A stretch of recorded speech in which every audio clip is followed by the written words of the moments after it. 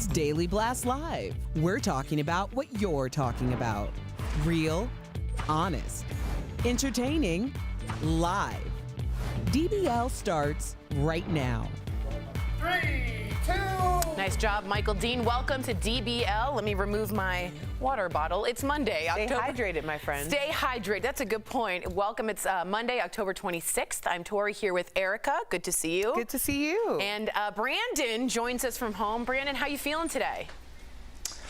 I'm feeling great. It's great to be on the panel with you two, and great way to catch that slip up with that water bottle, Tori. Thanks. What a great eye. Thanks, great man. Eye. Really on top of it. I appreciate that. All right, we are just 8 days away from the election. Phew, for whoever you're voting for. And the early voting numbers are breaking records. Already more than 60 million of you have cast your ballots. That's more than the number of people who voted early in 2016. And we still have a week to go. Get this, turnout for this election could be the highest in a century. Good job, everybody. Come on, pat on the back. Check out the long lines here. Some early voters are facing, which doesn't seem to be too big of a turnoff. I wish it weren't those long lines, but there are. And look at what some voters did while waiting in line. They all started dancing. What a joyful way to pass the time while waiting. So if they can do it, so can you. Go vote, everyone, if you haven't already. What do you think this record turnout means for the election, Brandon?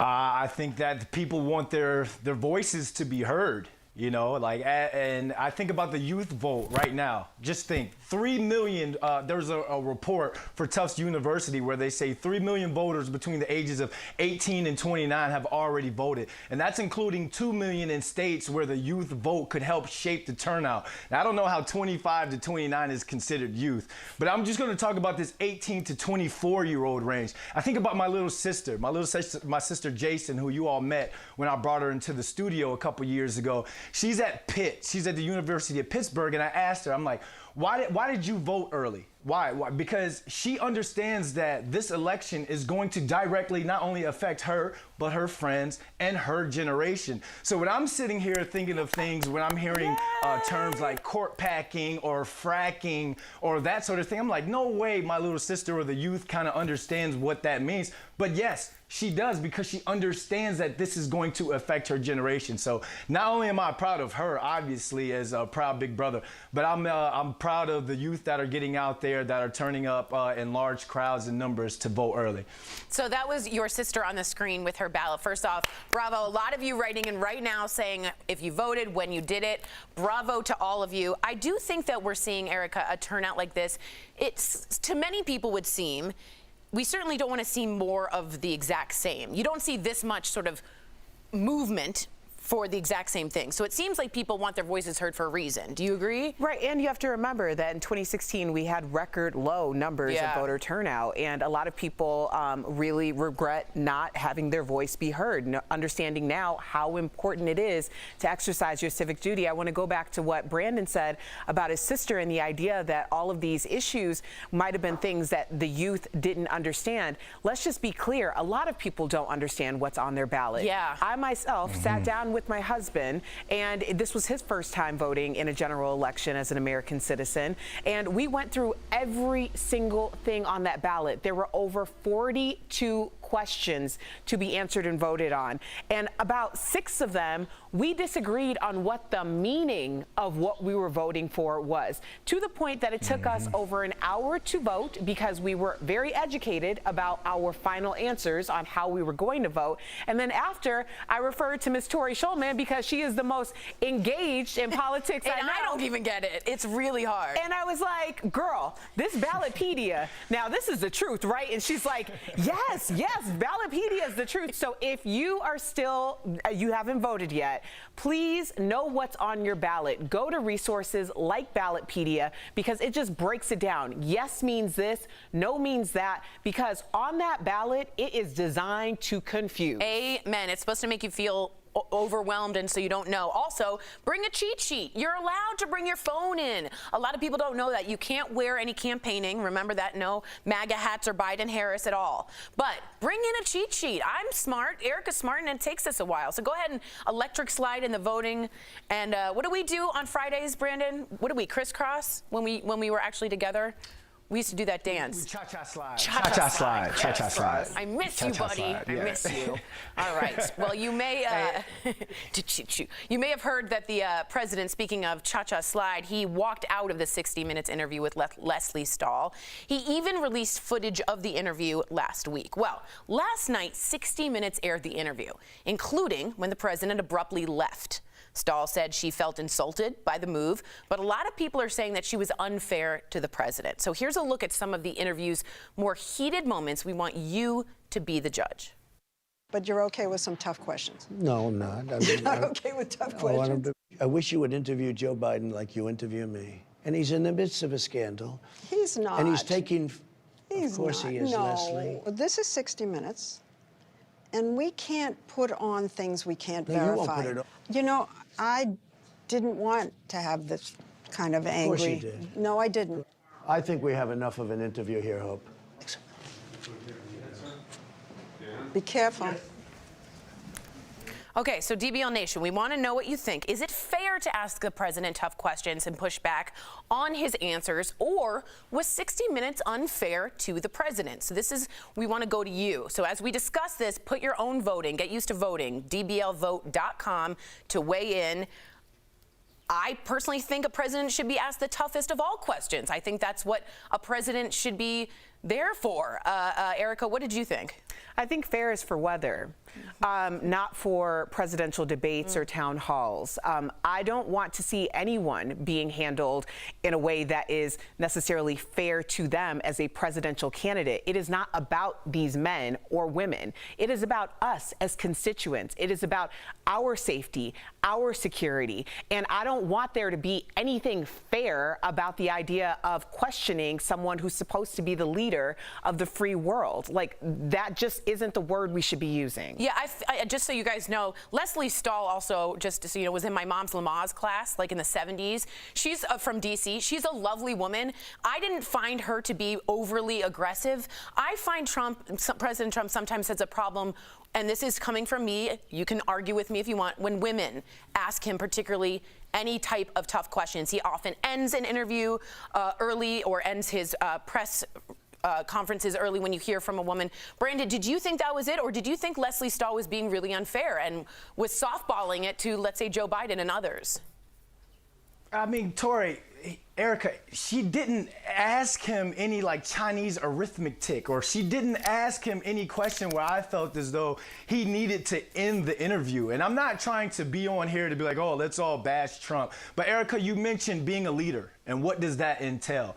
If you think about it, you're from Chicago, Erica. Michael Jordan wanted to take that last shot. Michael Jordan wanted to better the people around him. And he has that quote where he talks about the game-winning shots that he's made, but he also talks about the game-winning shots that he's missed as well. Do you think that he didn't want to talk to reporters after that? But no, he still went and talked to reporters. He still shook the hands of the Detroit Pistons when they lost those series to the Detroit Pistons. Now, I'm not trying to equate sports to politics, but you're the leader of the free world. There should be no question out there that you should be deemed unfair or too tough of a question. So I think he missed it on that one. I think that he could have used that as another opportunity to be somewhat presidential. We're getting a lot of feedback, and some of you definitely disagree. Brutal Truth from Twitter says every single question is an attack and negative.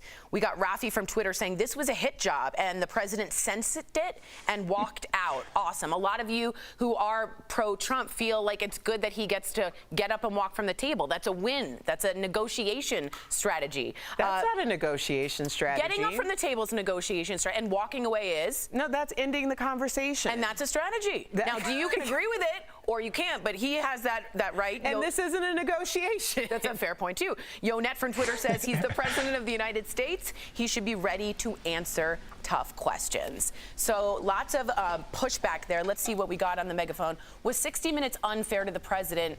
No, 77%. 23% of you say yes. Well, keep writing us in. We got you, Brandon. Stick around. Coming up on DBL, former Real Housewife of Atlanta star Kim Zolciak-Biermann. I'm so excited for this interview. Will she ever return to the show that made her famous? Plus, the coronavirus pandemic is getting way worse in many parts of the country. Why we're not out of the woods yet. And here at DBL, our coworkers, they are still doing their part to stay healthy and work from home. We love you guys. We'll be right back.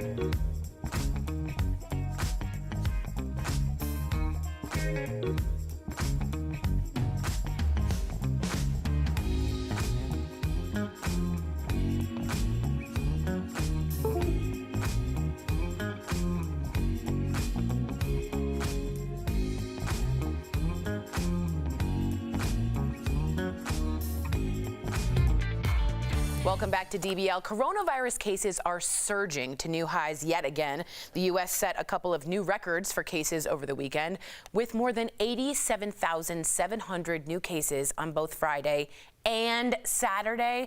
Cases are currently rising in 44 states, and this spike is different than the last one in that more rural areas are being hard hit. Now, folks in El Paso County in Texas are under curfew right now, as the surge there has left hospitals and ICUs at full capacity. I feel like I'm having deja vu from like 4 months ago. The curfew is from 10 p.m. until 5 a.m. But there is some good news. Dr. Fauci is now saying that we'll know if there's a safe and effective vaccine by the end of November or early December. But it may be a few more months until actually there are enough doses for everyone. I say deja vu. Erica nods your head. I feel like we're 2 steps forward, 18,000 steps back. Or 87,000 steps back, really. Yeah, I mean, I don't think it's necessarily surprising. If you see, and what we heard from even our own Dr. Coley was that a lot of people are really coming together in these small groups, but the problem is these are people who are also socializing in other small groups, so they're contaminating, like cross-contaminating the small groups. Yeah. And in rural areas, I could understand how they may not have been affected as much earlier, but now that, you know, there's so much going on, the holidays, I look at Canada, who just celebrated Thanksgiving, and they are having a spike because all of these families came together, and that's what you're seeing from these smaller groups. So I mean, I am very hopeful that, a vaccine is coming, and I am hopeful that we now know, like, it's not just the big crowds, it's also the small groups, so be extra careful that people are paying attention. I agree with you. Brandon, winter is not going to be fun. Gyms, restaurants, bars, do you are you seeing them all shut down again? Yeah, Tori. I mean, if you think about it, I need people to realize that COVID is still real and we are still being affected by this drastically. Not only here in America and not only in Canada, but think of Europe as well. Europe is on partial lockdown. I have friends that live in Amsterdam. I have friends that live in Germany. And before they were able to kind of travel within the EU, that's shut down now. So when you understand, you think of how Italy had that lockdown for what felt like forever. Italy is now may go back to a complete lockdown. They're on partial, but you have to realize that this virus is still alive, it's still real, and we're not there yet. No, I totally agree with you. And remember, when people talk about the economy needing to open back up, there is a theory there that unless you solve the pandemic, you can't solve the economy. Because as soon as you're just trying to solve the economy, you're on a spinning wheel and you're a hamster or gerbil, one of the two mammals. And at some point, it's insanity just going back and forth and back and forth. Now, in South Korea, they have 55 million people there. They have 500 deaths. They got the coronavirus the same time the U.S. did. I know we have a lot more people, but what are they doing that we're not doing? Why don't we learn? Let's ask. Let's figure it out. They locked down hard and they saved lives. Let's think about that. Coming up on DBL, will Kim Zolciak-Biermann ever be a Real Housewife again? I'm ready. Erica, you get to the bottom of it. I'm watching this interview coming up next.